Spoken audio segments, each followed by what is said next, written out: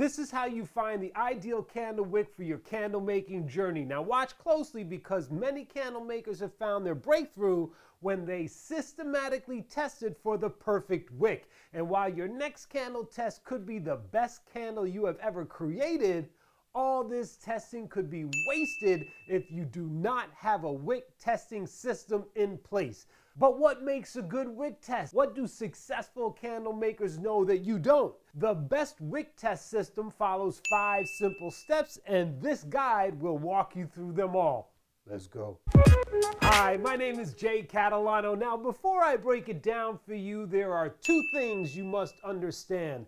Number 1, there are no shortcuts. You need to thoroughly test for yourself, but once you've done so systematically, you will gain the knowledge to be successful at wick testing. So, each wax, wick, fragrance oil, and container is different than the next. In addition, each person's environment is different than the next, so results may and will vary. And after you've conducted your tests, if you change any one of those things, guess what? You gotta test again. That means that my test that I'm about to do right now is for me and my specific situation. Don't copy my results. Run your own tests to be successful for you. Number 2, another important thing to understand is that you need to learn a bit about the viscosity of your chosen candle wax before you get started. When we talk about viscosity in relation to candle wax, it's basically how thick or thin the wax is. Now, this is very important to run a successful test, so make sure you're listening. Listen up, people! This thickness affects how smoothly the wax flows and can influence how the candle burns and behaves. To be specific, if you are using or testing a coconut wax, then you need to know that coconut is less viscous than soy or paraffin.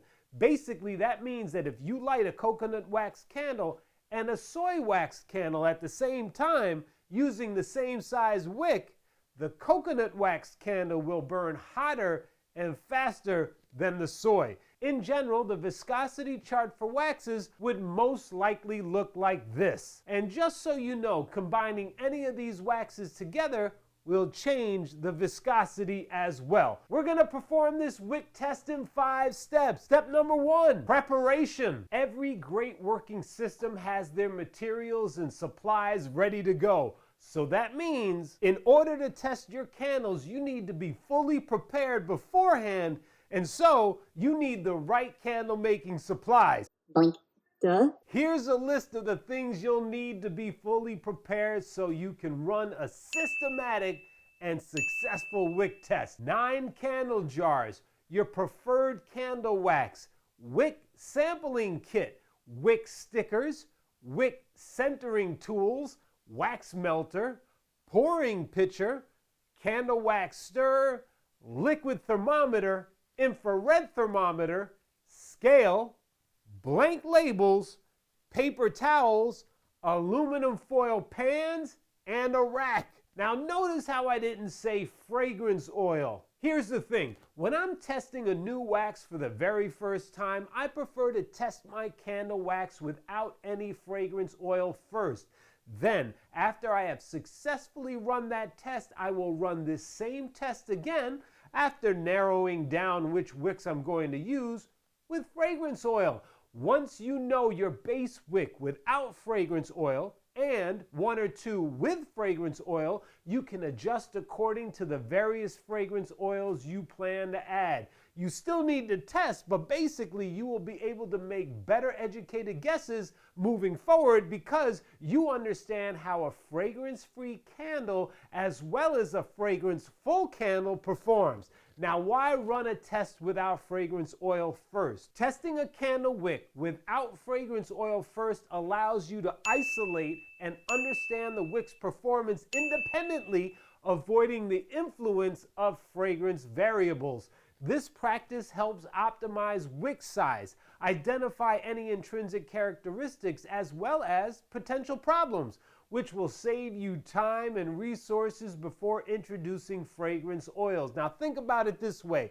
If you conduct a wick test without adding fragrance oil and notice substantial soot during the test, you would know that that chosen wick was not suitable, allowing you to make adjustments without wasting costly fragrance oils in the testing process. Likewise, if you lit a fragrance-free candle and you noticed the wick was leaning too far to one side for your liking, you could possibly consider moving on from that wick series without wasting any fragrance oil. Similarly, if you were testing a fragrance-free candle and you noticed undesirable tops, excessive cracking in your wax, or frosting, you might decide to move on from that wax without costly mistakes of wasting fragrance oil. By establishing a baseline with a wick and no fragrance, you can make informed decisions and efficiently address the candle performance and flame characteristics. Now, I totally understand that most people aren't interested in being this thorough, which is a mistake in my opinion. I understand nothing. However, if you skip this crucial step, which some people do, you're doing yourself and your testing a disservice by not completely understanding your candle wax and wick behavior. Now, I said my piece. Feel free to do what you want to do.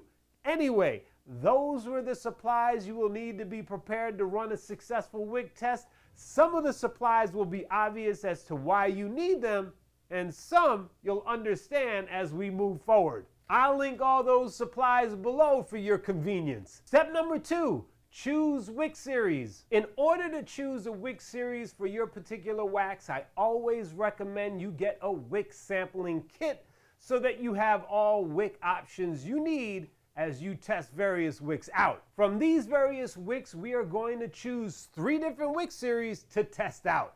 Now, why 3 and not 2 or 4?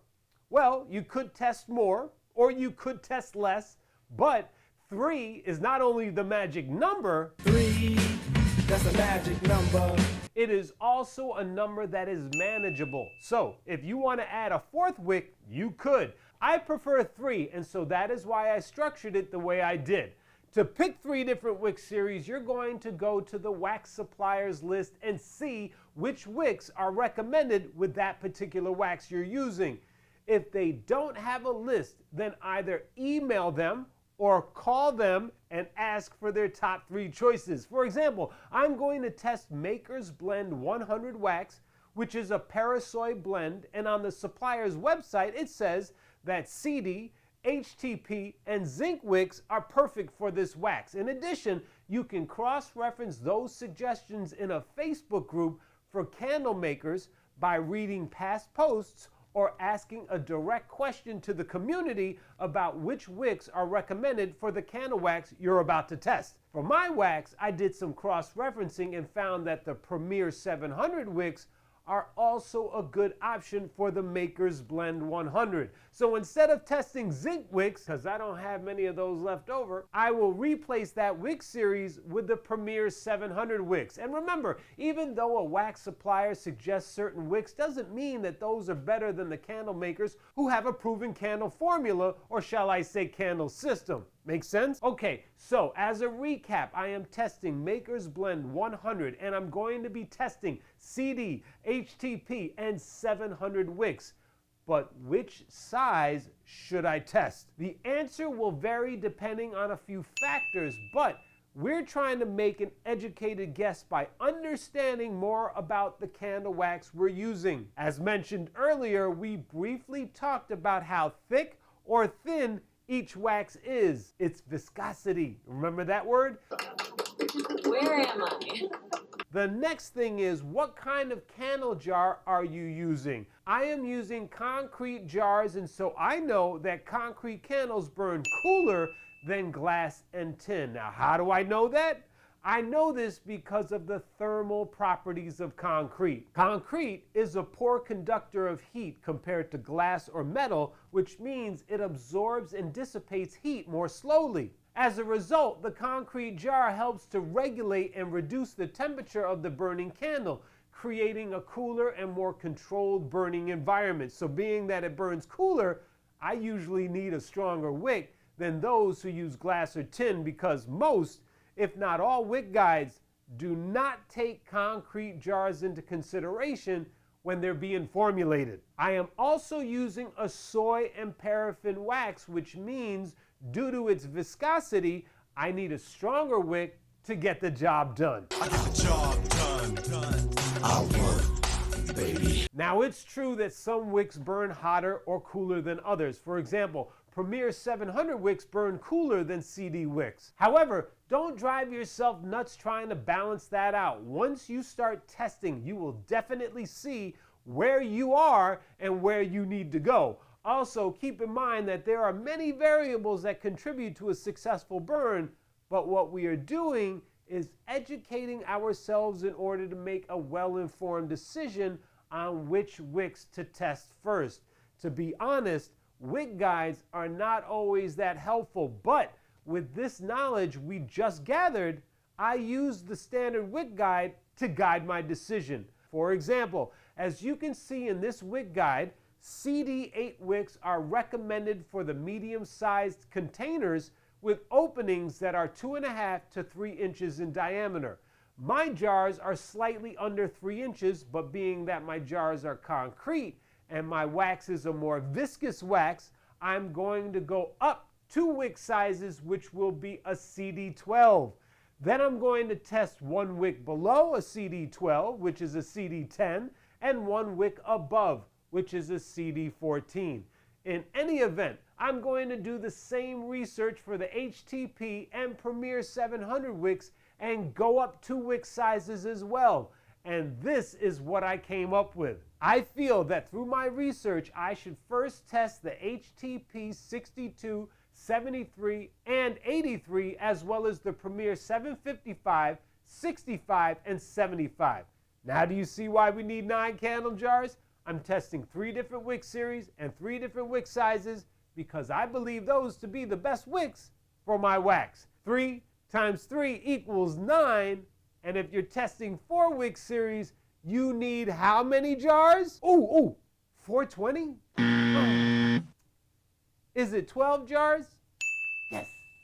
And to be absolutely clear, there is a possibility, very small, that none of these wicks will work. They will. But by following this system, if I'm wrong, I'm not. I will know exactly how to tweak my decision making if I have to test again. I won't. And I will explain what I mean by that at the end. Step number 3, prepare test candles. To prepare your test candles before you begin, you're going to want to label each jar with the appropriate wick you're going to be using for that jar. You might think you'll remember, but you won't. So label each one and make sure you add the date as well. Then wick each jar with the appropriate wick and center the wick so that you can get a clean centered burn when the time comes to light your candles. And once everything is complete, warm your wax melter up to the appropriate temperature for your particular wax. My wax has to be heated to 180 to 190 degrees, but your wax might be different.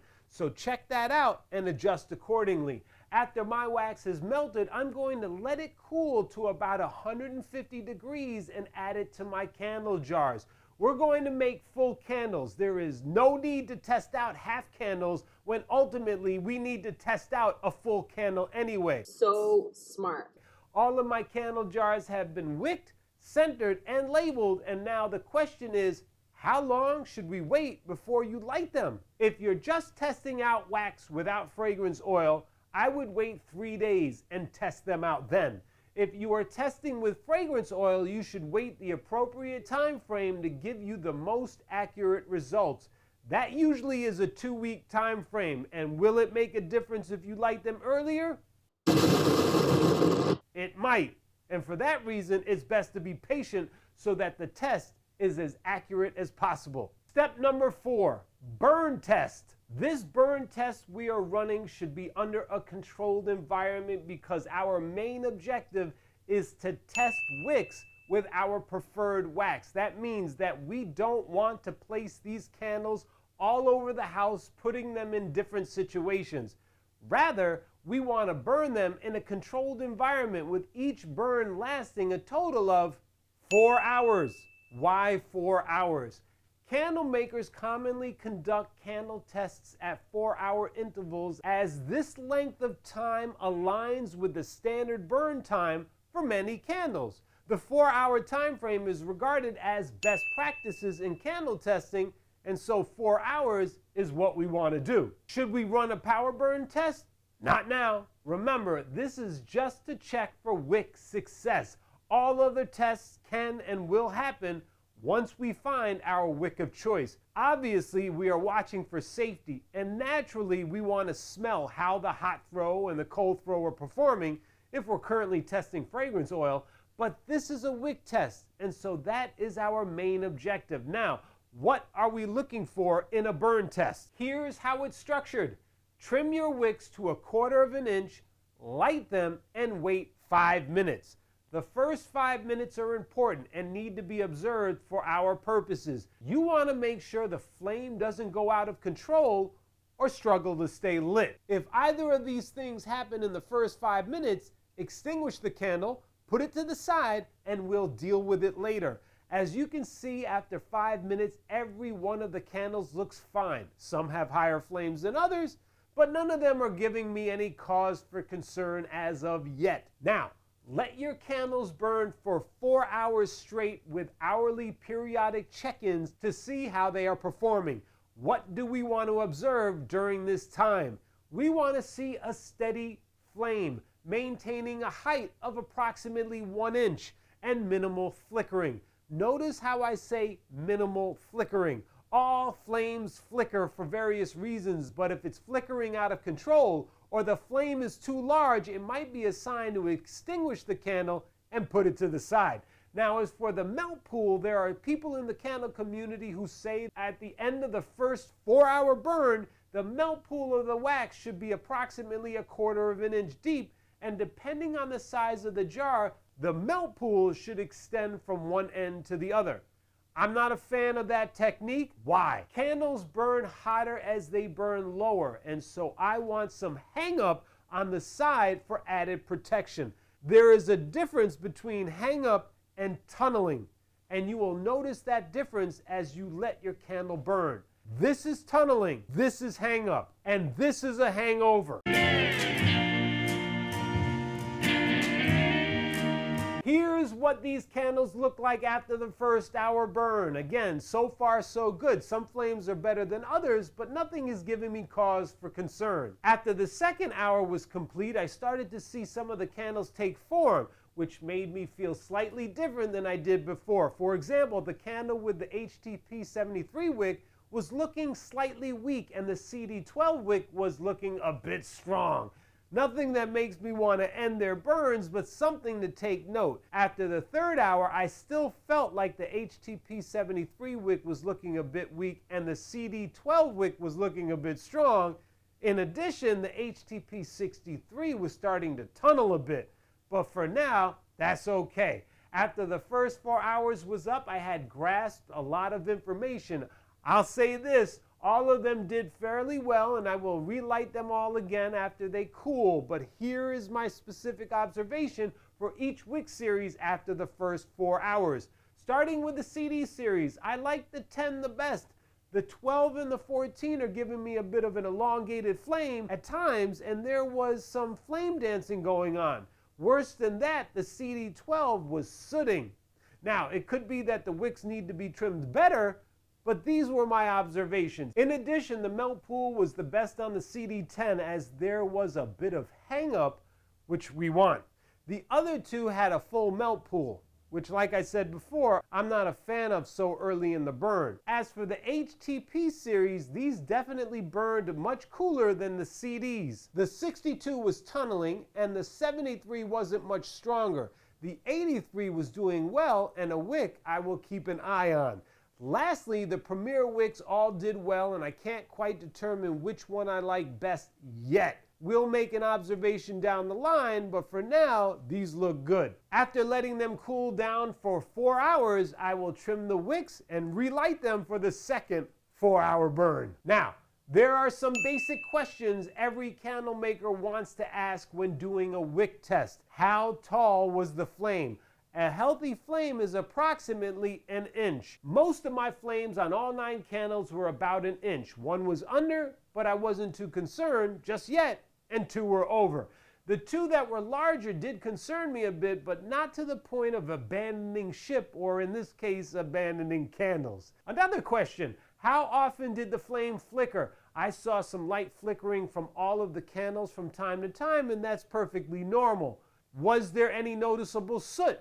One of the candles with a higher flame was giving off soot, but I wanted to see how it performed after trimming the wick and relighting it. However, that candle is definitely on watch.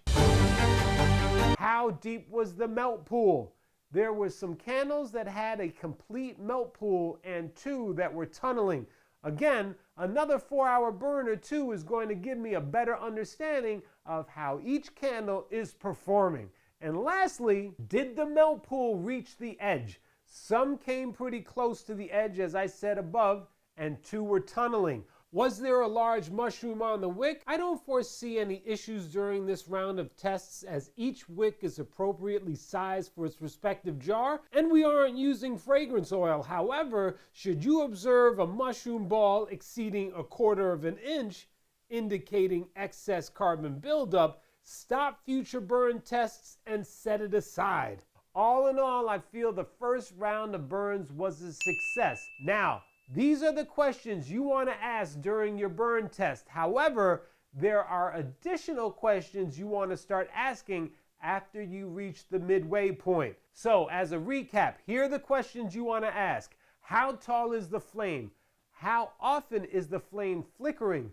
Was there any sooting? How deep and wide is the melt pool? Was there a large mushroom on the wick? In addition to those questions, you want to find out the surface temperature of the candle jar around the time the candle flame reaches the midway point. Hence why we need this. Now, there are many thoughts on what the surface temperature of a jar should be. The range is anywhere from 125 to 175 degrees. My full theory and the scientific backing for my reason can be watched in my safety video, which I will link below. However, I feel that the surface temperature of a jar should never exceed 140 degrees.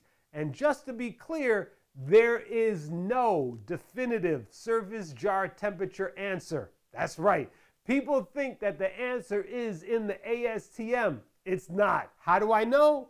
I own a copy of the ASTM standard and it's not inside. In fact, when I realized it wasn't in the standard, I contacted them at the ASTM and they confirmed it wasn't there. Now you'll hear some say that the temperature of the surface of a candle jar is what this candle maker says or what that candle maker says. It's not. They have the same non-definitive answers as me and you. Some think it's what the big box stores say, and well, that's not entirely untrue, especially if you want to sell your candles in a big box store. If you do, keep your surface temperature under 140 degrees. But the best advice I can give you outside of my thorough research is if you can pick your candle jar up and hold it for a solid 5 seconds, I don't mean 1, 2, 3, 4, 5.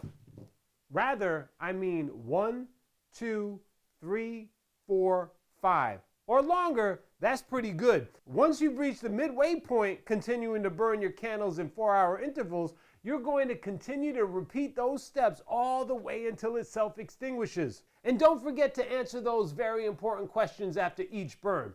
Any candle you don't think is performing well, extinguish it and put it to the side. And don't forget to use common sense and your instincts. If you feel something's wrong or something's telling you it's not right, use your common sense. Avoid those things. As for the hot throw and the cold throw, if you're testing fragrance oil, that is so super subjective. You have to ultimately be the deciding factor in those categories. Cold throw is important because that is going to sell the candle. But if you have candle lids for your candles, that will help you to contain the cold throw until the lid is removed. Then its intended recipient will get a nice waft of cold throw once it's opened.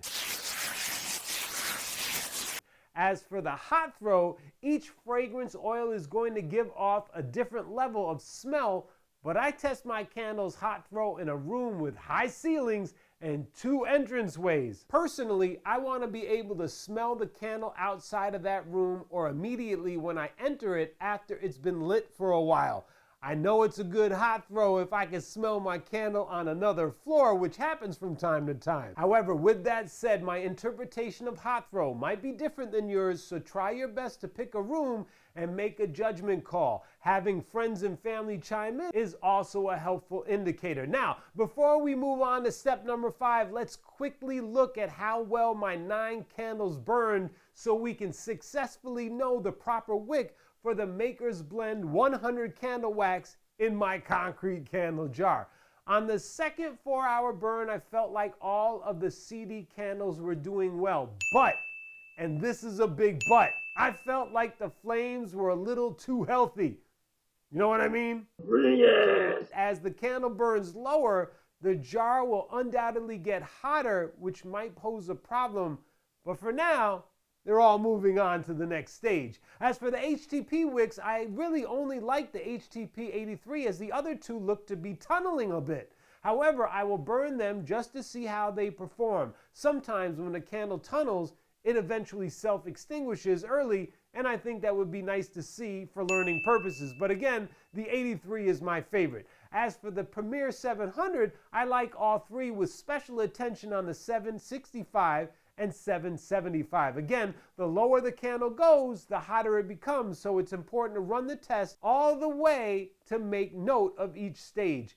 The 3rd and the 4th burn were pretty uneventful, but during the 5th burn, which also marked the 20-hour point, I found myself roughly halfway through the jar. Given this halfway point, it's now time to make some decisions. Time's not going to stop for us to make decisions. To begin, the Premier 765 and 75 were my favorites. The 755 looked too weak, so I finally moved that to the side. The HTP 83 was the best of all 3, and so I moved the other 2, the 73 and the 63, to the side as well, because they were tunneling. The CD 10, 12, and 14 were all doing well at the moment, but I like the CD10 the best. However, for now, they will all move on to the next stage. On the 6th and the 7th burn, all 3 CD wicks were starting to soot. The melt pool was fine, but there was too much soot for my liking. The jar temperatures were fine too, but the soot was a big issue for me. And if it's an issue for me, it's an issue for my customers. Now, I know that CD wicks burn hotter to begin with, but I have always found CD and CDN wicks soot more than others. So, because I am not a fan of soot, I am stopping all 3 of their burns. The HTP 83 was doing fine. There was a slight hang up on one side because of the wick curl, but that will get better the lower the flame goes. The 63 and the 73 have weak flames. They aren't bad, but too weak for my liking, so I'm stopping their burns as well. The Premier 775 is doing fine and seems to be my favorite so far. The 765 and 55 are a bit weak for my liking, and for some reason the 755 is sooting a bit.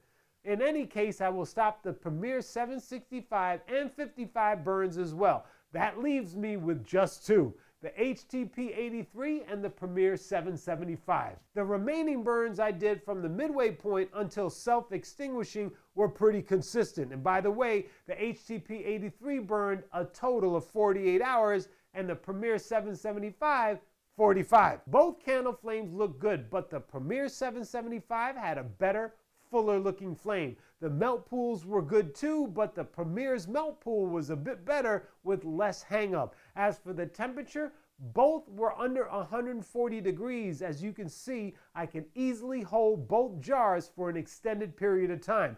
As for sooting, the HTP 83 didn't soot at all from what I can tell, but the Premier 775 soot ever so slightly on one of the burns. Personally, I feel that the sooting was due to airflow in my workspace and not wax or wick due to it only happening one time. So, how did the 2 of them perform?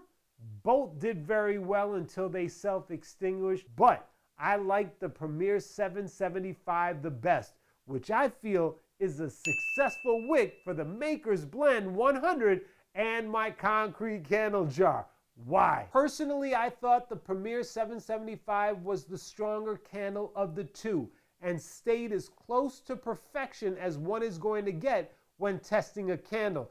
Now, even though I found 2 successful wicks during this wick test, there are things I would do differently if I were to run another test. On the CD wicks, I would test a CD8 and possibly a CD6 wick. I knew going in that they were going to be the hotter of the series, but I didn't think I would abandon all 3 burns. Again, they were doing well, minus the soot, so a smaller wick might be just what I need. On the HTP wicks, I would definitely test the HTP 93 wick. I like the 83, but I'm curious if I would feel the 93 a better fit. As for the Premier 775, I think it was perfect. I am curious to see how the 785 does because there isn't too much of a difference between the two, but I'm comfortable moving on with the 775 and really have no complaints. You're not here to complain. And if I were to use this wax regularly, I know I have a successful base wick in the Premier 775 that can handle the job. Step number 5, evaluate, adjust, and retest. To some degree, we already evaluated our candles when I was discussing each burn cycle. But this is the point that you, the tester, evaluate the candles you just burned to determine if you're going to work with that particular wick or make adjustments like going up or down a wick size or 2 to retest and try again. Maybe there was too much hang up or tunneling. In that case, you will look to wick up a size or 2. If there was way too much melt pool or the flame looked too big, you're going to want to wick down a size or 2. In some cases, you might have to abandon all the wicks that you're testing and try a new series of wicks. For example, instead of testing smaller CD wicks, it might be more prudent to test the zinc wicks, which, if you remember before, were recommended by the manufacturer. On the flip side, it's possible you successfully found 2 or 3 different wicks from your testing, and as you remember, I liked 2 from my particular test and definitely feel I successfully found at least 1 wick I would definitely use. That to me is a huge success. If that is the case, I would make new candles with those wicks or any other you might want to test and test your candles once again so you can nail down which direction to go in.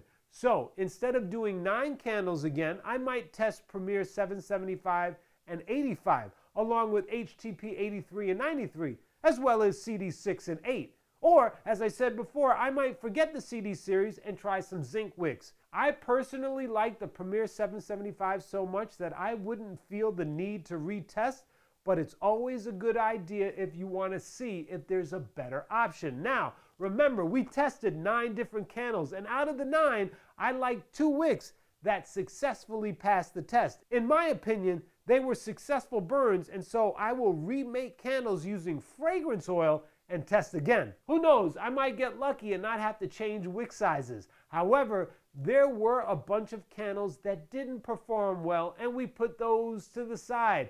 Remember, we didn't toss out the wax, we're gonna reuse it. For the remainder of the candles you burned with leftover wax, here's what you'll do. Remove all of the discolored wax with a spoon from your test candles, if you have any. I don't, and if you do, throw that away. Trim the wicks as low as you can, but don't try to remove them. Then get your aluminum pan and rack and place the candle jars upside down on the rack and place them in your oven under a low setting.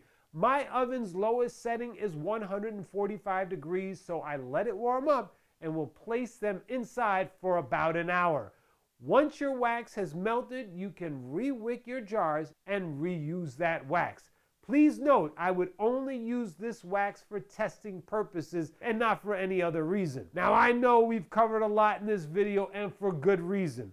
Wick testing is incredibly important and somewhat complex. However, if there is one thing you should remember most about what we learned today, it's that you need a system in order to properly test your wicks for success. Testing wicks in a haphazard way will reap haphazard results. To help you out, You can download this candle test sheet so you can use it each and every time you test your wicks.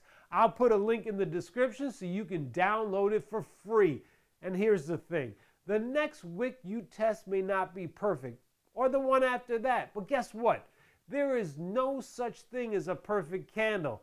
Candles are just as much an art form as a science, and balancing the two is not always an easy task. However, if you implement and personalize the system lined out in this video today, you're gonna get closer to your perfect wick wax formula. And take a look at these videos that are popping up now. They're gonna help you on your concrete, hydrostone, and candle making journey. Until next time, thanks for watching. Ciao.